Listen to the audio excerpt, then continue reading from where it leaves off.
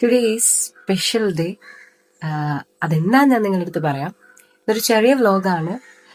ഞാൻ രാവിലെ തന്നെ കുളിച്ച് റെഡിയായി. ഇനി ഫുഡൊക്കെ കഴിച്ച് ആ ഒരു സ്പെഷ്യൽ ആയിട്ടുള്ള കാര്യം നടക്കുന്നത് ഞാൻ നിങ്ങളെ കാണിക്കാം. ബ്ലൂയുടെ കൂടെയാണ് ഇന്ന് പോകുന്നത്, അതായത് നമ്മുടെ ഗ്രാൻഡ് വിറ്റാറയുടെ കൂടെ. ഇതിനിടയിൽ ഔട്ട്ഫിറ്റ് ചെക്ക് ചെയ്യുന്നതാണ് നിങ്ങൾ കാണുന്നത്.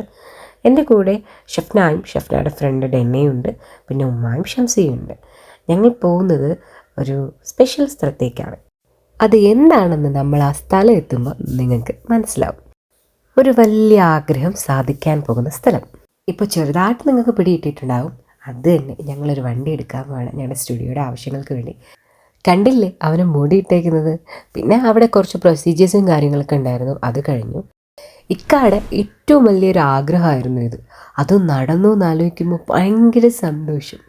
പിന്നീട് എൻ്റെയും ഇക്കാടെയും ഫാമിലി ചെയ്യുന്ന വണ്ടി റിവീൽ ചെയ്തു. ഭയങ്കര ഹാപ്പി ആയിരുന്നു എല്ലാവരും. പിന്നെ ഞാനും നാത്തൂനും കൂടെ ചേർന്നാണ് കീ ഏറ്റുവാങ്ങിയത്. അതിനുശേഷം വണ്ടിയുടെ ഒറിജിനൽ കീ 2 ഉമ്മമാരും കൂടെ ചേർന്ന് ഏറ്റുവാങ്ങി. പിന്നെ അനിയനാണ് വണ്ടി ഷോറൂമിൽ നിന്ന് ഇറക്കിയത്. കൂടെ നിഫാദ് ബ്രോയും എൻ്റെ സിസ്റ്ററിൻ്റെ മക്കളായ മമ്മും അമ്മയും കൂടെ ഉണ്ടായിരുന്നു. അവർ ഭയങ്കര എക്സൈറ്റഡ് ആയിരുന്നു അതിൻ്റെ അകത്തിരിക്കാനായിട്ട്. അങ്ങനെ ഷോറൂമിൽ നിന്ന് ഷംസി വണ്ടി ഇറക്കിയതിന് ശേഷം ഞാനും ഇക്കായും നിഫാദ് ബ്രോയും ചേർന്ന് ഒരു ചെറിയ ഡ്രൈവിന് പോയി. ഇക്ക ഭയങ്കര ഹാപ്പി ആയിരുന്നു. കാരണം എന്ന് പറയുന്നത് വർഷങ്ങൾ കൊണ്ടുള്ള ഒരു ആഗ്രഹമാണ് പുള്ളി, അതാണ് നിറവേറിയത്. ആ സന്തോഷം ആ മുഖത്ത് കാണാനും ഉണ്ടായിരുന്നു. അപ്പോൾ ഇതൊക്കെയാണ് വിശേഷങ്ങൾ. ബൈ.